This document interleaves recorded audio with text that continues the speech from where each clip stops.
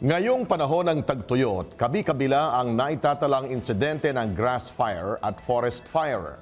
Nitong March 26 nga, sumiklab ang sunog sa Mount Apo sa Davao City kung saan mahigit 300 ektarya ng lupain ang nasunog.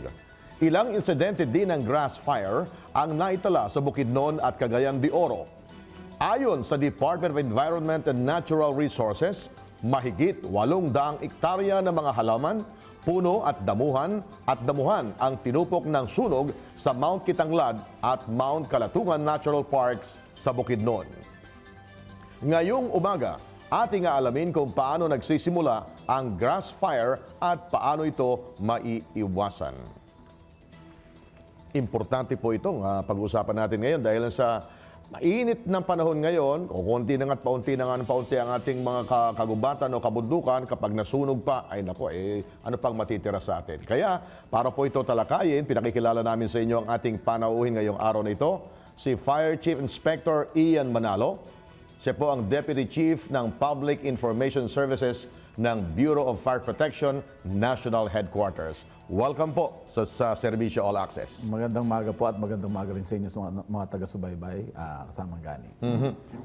Paano po nagsisimula yung grass fire? Ito sa mga kagubatan, sa medyo bundok natin, paano ba nagsisimula pag nagkakaroon tayo ng grass fire? Alam mo, maraming dahilan kung bakit nagsisimula ang grass fire. Nandyan yung cigarette butt, nandyan yung kaingin, nandyan yung military operations, pwede rin yan. Kidlat, pwede rin yan. Electrical short circuit, pwede rin yan. At marami pang iba. Pero madalas na pinagmumulan yung man-made. Gaya na sa mga hikers, mga campers, usually pagka nag-hiking yan, may dalang sigarilyo, tapan yung sigarilyo, magluluto sila doon. Ayan, madalas na naitatala namin mga pinagmumulan. Yeah, dahil tuyong-tuyo, yung mga damo natin, minsan yung mga patay na damo, tuyong-tuyo yan, ay magtapon lang minsan ng upos na sigarilyo dyan, di ba? Tama. Yung sigarilyong ang tawag namin konting apoy lang, magsisimula na During this time of the year, tumataas talaga yung anong tawag doon, yung temperature, yung ignition temperature ng isang fuel material. Kumbaga, iba ang ignition temperature ng bakal, iba ang ignition temperature ng papel at ng kahoy. Mas madaling masunog ang papel, mas mababa ang ignition temperature ng papel o ng damo kaysa bakal. Kaya mas madali siya sa panahon ng tag-init. So maaaring magsimula yan sa damo, yung mga maliliit na damo na tuyo. Tapos gagapang ito papunta sa mga tuyong dahon ng kahoy naman, Ang malungkot po. At ang malungkot pa dyan, alam mo yung triangle of fire, fuel, oxygen, and heat. Dahil mataas nga yung heat, dahil tag-init, mataas nga yung, mababa na nga yung kanyang, malapit na siya doon sa ignition temperature, yung air, yung oxygen, malakas ang hangin dyan sa mga ganyan lugar. Kaya so, madali siyang kumalat. Nagko-conflagrate. So natutulungan ng oxygen para magliyab, no? Tama. At papunta na doon sa mga kagubatan natin. Pag sinabi mong kagubatan natin, hindi na po damo ang masusunog dito. Hindi pati mga yung bushfire na tinatawag, tama ba yun? Bushfire yung mga puno na medyo maliit lang. At possible din na mapunta sa gubat malalaking punong kahoy at mamatay din. Tama. Pwede ho bang magkaroon ng grass fire dahil lang sa sobrang init ng panahon? Yung walang magtatapon ng sigarilyo, yung walang magsisiga, yung automatic lang, sisiklab. Tawag namin yan yung spontaneous combustion. Paano po Pwede yun? yan. Natatanda mo nung elementary tayo, yung magnifying glass, itututok mo sa papel o sa dahon na tuyo. Oo. Tapos talagang mga certain seconds lang, talagang nakatutok lang yung magnifying glass, magkakaroon siya ng spontaneous combustion. Aapoy na siya. Gano'n na nangyayari sa panahon ng tag-init, tutok na tutok ang araw, at mind you, ang pinakamataas na sunog na, ang occurrence ng ganyang sunog, tuwing tanghali at tuwing Marso. Kaya so sa tindi ng init ng araw, yung mismong damo, pwedeng masunog. Pwedeng magsiklab. Masunog yan. Although, napakaliit ng, hindi naman napakaliit, basta mas mababa ang chances na nagmumula doon ng sunog, mas madalas doon sa man-made. Pero just the same, mataas naman ang porsyento na doon magkaroon ng conflagration. Kasi nga, yung heat at saka yung oxygen content nung triangle of fire, yun ang nagpapabilis niya. Nung araw po, naalala ko sa probinsya, talagang may nagkakaingin, no? Sinusunog talaga yung damuhan na yan. Para, ang paniwala nila, after mo sunugin yan, magiging mataba ang lupa dahil may natural na fertilizer doon, Pero ngayon ba, Hindi na. pinapayagan pa ba yon? Alam mo, in the advent of technology, nakatuklas na sila ng mas magagandang pataba. Naalaman nila na merong mas magandang paraan na para maging pataba sa lupa ang may marami pang ibang bagay na mas magandang magpapataba ang lupa. At nakikita nila na yung abo mas nakakapagpatigas pa ng lupa. Di ba acidic pa yon? Oo, acidic yun. Yung na pinagsunugan, Pinagsunugan. yung abo. Oo. Kaya ngayon, hindi na accepted yan sa ano. Ngayon, Chief Inspector, paano po maiiwasan ang grass fire? Ano ang dapat ipagbawal doon sa mga hikers? Anong dapat hindi dalhin doon sa mga gubat natin? Ang mga hikers natin, alam mo, no, bago sila umakyat sa kanilang mga pupuntahan, no, kung paano man sila, no, pupunta muna yan sa barangay na nakakasakop, nung kanilang trail na pupuntahan, yung trail nila. At hihingi sila ng permiso doon at magpapaalam. Kami naman sa aming parte, walang magagawa kundi magpaalala rin kung ano yung mga dapat at hindi dapat dalahin. Pinagbabawal sila magdala ng sigarilyo, lighter, posporo, bawal yan.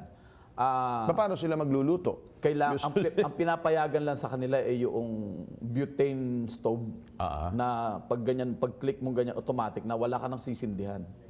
Yun lang ang pwede nilang dalahin para pwede silang magluto. So hindi pwede sila magdala magsiga? lang sila ng mga dilata. Hindi pwede magsiga doon sa gubat? Hindi pwede yun. Tapos kung sakasakali namang nasa panahon na sila ng, kunyari, nandun na, naisunog, at tinuturuan din namin sila na kung paano yung mga first suppression activities na pwede nilang gawin. Kumuha sila ng patpat, pag nilang ganun, parang ang tawag dyan ni-starve mo rin ng fuel. Kumbaga, immediate solution. Immediate solution nila. Pagka nandun sila, remedy nila para hindi kumalat yung Para apoy. hindi kumalat. Yung mga Patpat o kaya apoy na yung, patpat. yung O kaya kahoy na may sanga na maliliit? Oo, para Pwede ba mahiwalay nila yung fuel. O kaya pagpagin nilang ganyan. Ayan, Yeah. mga ano. So, ano pa ang dapat gawin ho para hindi magkaroon ng grass At fire? yun, kailangan alam din nila yung aming telephone number. Pinaalam din niya ng barangay. Kailangan, kung sakasakaling meron, itawag na nila sa amin yan. Yun nga, wala kami gagawa kundi magkaroon ng information campaign. Mag-ingat. Kasi yung carelessness, yun talagang pangunahin. Pagka careless ka o yung awareness mo nababawasan dahil nga ang focus mo yung activity yung ginagawa mo. Kaya nagkakaroon ng sunog. Na-experience ko yan sa probinsya na nagtatanim pa kami doon. Pag nagsimula pala yung sunog sa mga damong ganyan at gumamit ka ng tubig, hindi pa buhos kasi mauubos yung tubig mo, pahampas. Napahampas. Para may pressure, hahampasin mo yung damo at uunahan mo na doon. Maglalagay ka, magbabasa ka na ng tubig doon sa mga paligid, sa paligid maaaring para mahawa. hindi mahawa. Ang ginagawa pa namin dyan, as much as possible, yung paligid nun, hukayan mo na. Pwede yun. Hukayan mo para tanggalin mo yung mga damo. Tagpasin mo na. Para Kasi hindi lumipat. Para mawalan nga ng fuel na gagamitin. Para hindi na lumipat. So, para hindi pa po lumaki, kaya na nabanggit Para nyo, hindi kailangang lumaki. itawag kagad sa inyo. Para hindi lubusang lumaki po, ano pa ang mga dapat nilang sa alang-alang ang dapat gawin? Wala akong ibang kundi talagang mag-ingat lang talaga sila. Walang ibang kasi unang-una, wala kaming paraan para makarating doon hindi aabot doon ang host Lalo namin. kung bundok, Lalo kung bundok. Hindi mapapanik ng mga fire trucks. Iniengganyo namin na kailangan merong mga daanan para magkaroon ng daanan ng bumbero or kasi nagsisilbing fire breaks din yung mga daanan. Pagka may daanan, yung damo doon, mawawala yung mga fuel, yung damo o bush o yung magkakaroon ng fire break. Ibig sabihin ng fire break, dito sa daanan na to, sa area na to, mapuputol yung pagtawid sa kabila ng kalsada. Chief Inspector Ian, ang ating bang Bureau of Fire Protection ay meron po tayong air fire truck, air suppression whatever, whatever. unit. Pwede, may chopper ba tayo? May aeroplano ba tayo? Pwedeng pampatayin Sa ngayon, wala po. Umaasa po kami sa AFP. Kagaya ngayon, tinulungan kami sa Mount Apo at in fact, ang US po, nag-pledge na rin na suportahan tayo doon sa ganung pagkakataon. Wala Ito yung po parang tayo, may malaking timba. na may malaking container, container, sa yes. ilalim ng kanyang Container, helicopter tapos or ng eroplano. I-release ng chopper ngayon para... So wala ho tayo. Wala pa tayong gano'n. Kahit yung PNP natin, so far, wala. So far, hindi ko alam sa PNP. Basta AFP ang nagbibigay sa amin yan. AFP ang tumutulong sa amin yan. Kaya kailangan talagang iwasan na paghandaan magkasunog na rin, po tayo. So, ang daming mga dapat nating isaalang-alang. Meron ba kayong idea pa para maiwasan natin para magkaroon ng grass fire? Pinaalalahan ko lang, ang karamihan talaga ng pinagmumula ng sunog natin is man-made. Pagka man-made, yung kapabayaan ng tao na nagpupunta doon, nagdadala ng sigarilyo, nanlulutuin nila, kailangan lang talaga maging aware sila sa pwedeng kahinatnan. At dahil ang kabumberohan din naman natin ng Pilipinas, hindi rin naman equipped ng ganong kagaling na gamit para masugpo yan. At ang pinakaalalahanan lang po nila, kami po ay makatutulong sa inyo sa pagpapaalala. At kung kinakailangan, tawagan nyo po kami at nang matulungan namin kayo sa pagpaprepara kung kayo ay mag-hike. Alam niyo, sa ibang bansa, kahit doon sa California, di ba, may mga bahay mismo na nasunog, no? Na nandun sa mga malapit sa ano nila, sa mga forest nila, no? Kapag nandun na, ibig sabihin malaki na po ang sunog at kumalat na nga. Ano ang dapat gawin ng mga mamamayan po? Ang tama lang na gawin nila ay talagang lumikas na at makipag-ugnayan na kaagad doon sa barangay na nakakasakop sa kanila at nang matawagan kaagad kami. Siyempre, ang telecommunications din natin dyan sa lugar na yan, hindi ka ganun kagaling. Pero dahil ang mga tao ngayon may cellphone na, kahit naman yung nasa bundok, may cellphone na rin yan pwede nila kaming i-text.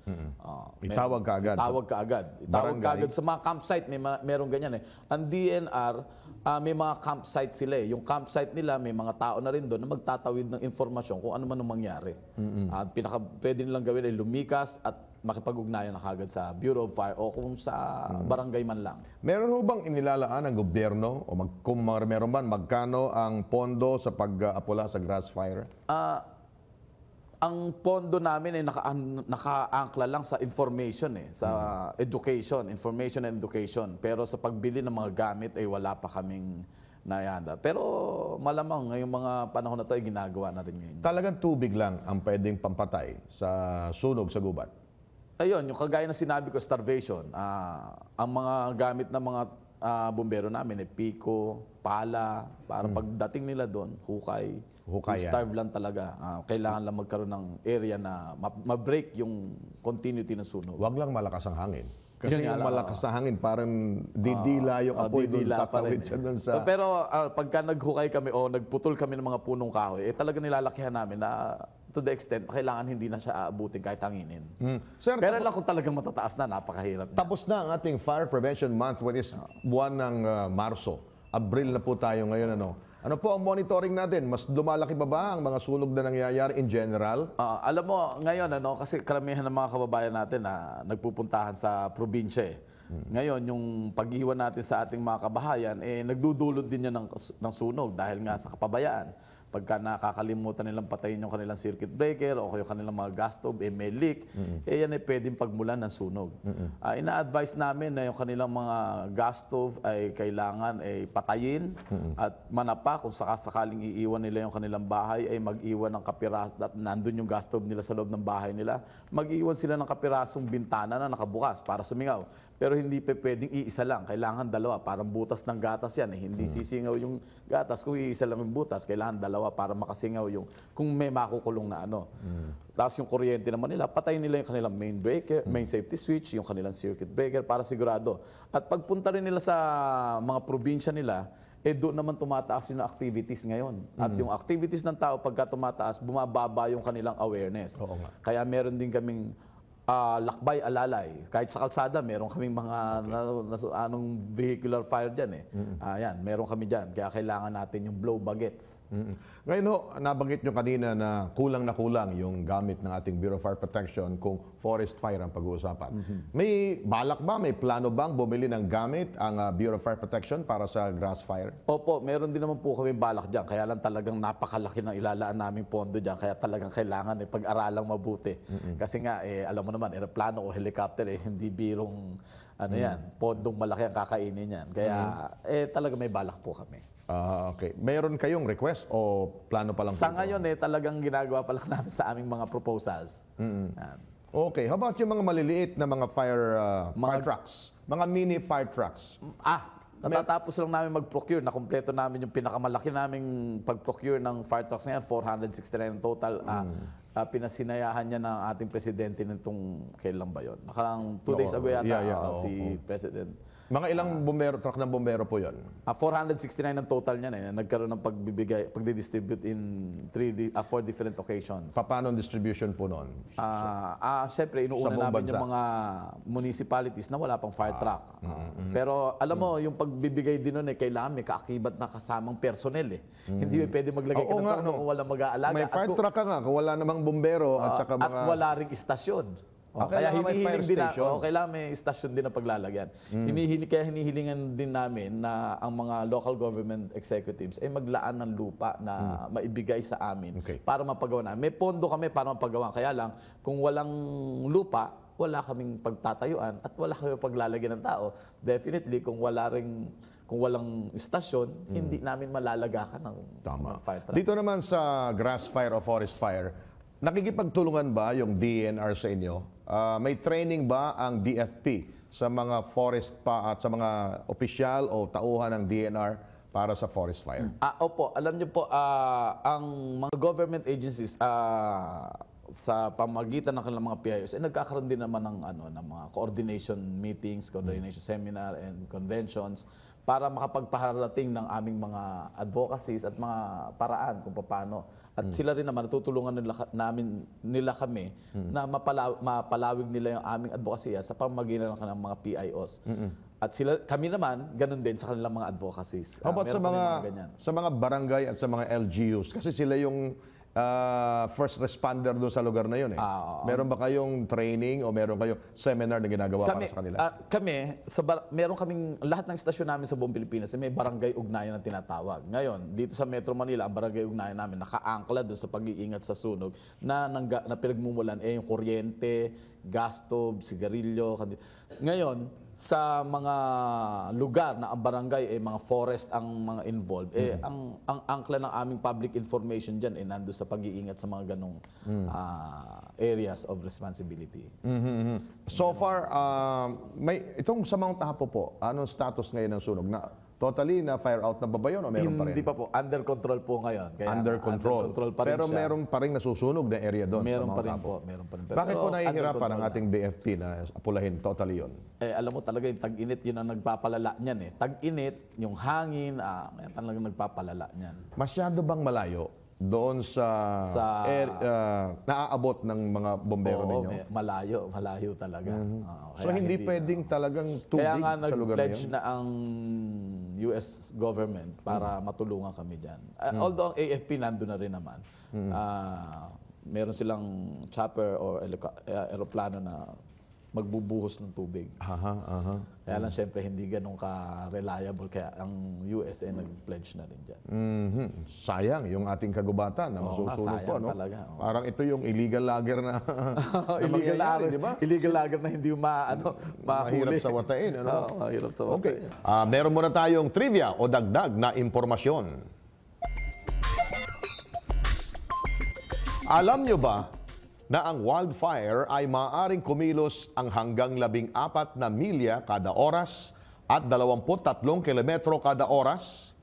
Kayang tupukin ng apoy ang lahat ng madaraanan nito tulad ng mga puno, bulaklak, talahiban, mga hayop o maging mga bahay. Nangyayari ang wildfires sa halos lahat ng kontinente maliban sa Antarctica. At alam nyo ba na 4 sa bawat 5 wildfires ay gawa o kasalanan ng tao? Man-made. Ito yung Man-made. Yun yung man-made sinasabi ko, sabi man-made. natin. Ano? So kawalang pag-iingat sa ating kapaligiran. Kaya eto, tamang-tama ito at naging guest namin kayo, paalala doon sa mga kababayan natin. At saka siguro yung mga nakatira sa paligid, ano?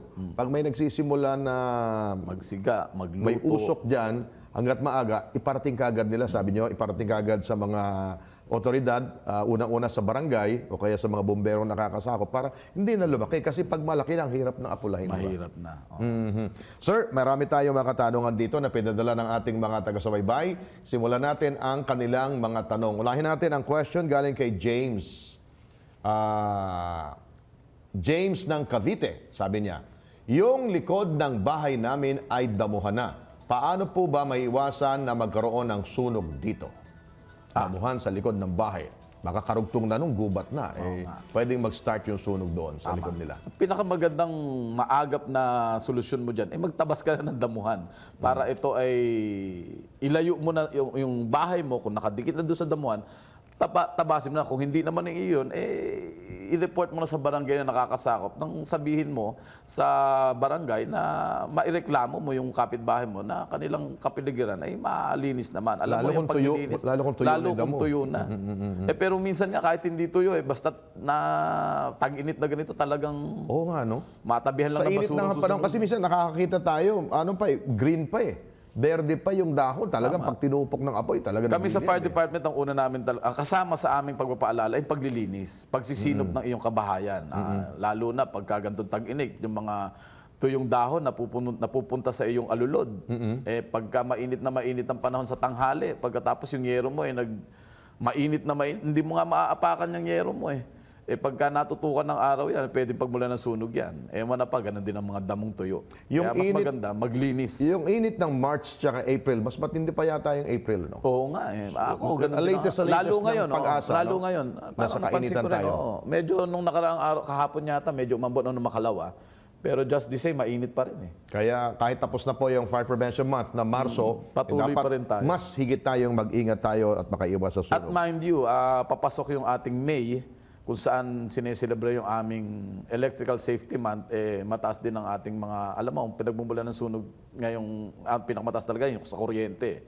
Kagaya na sinabi ko, pagka March hanggang May, mataas ang konsumo na natin ng kuryente. Mas madalas tayong gumamit ng kuryente. So, mas madalas ang paggamit, yung use, mas madalas din ang misuse. Pagka mas madalas ang misuse, maaaring pagmulan. Nagiinit yung mga kable ng kuryente. Dahil mataas ang gamit natin ng kuryente. So, mas mataas ang mga short circuit. May tanong naman si Lad ng Marikina. Ang tanong niya, kung sakaling maipit ako sa gitna ng forest fire, ano po ang dapat kong gawin?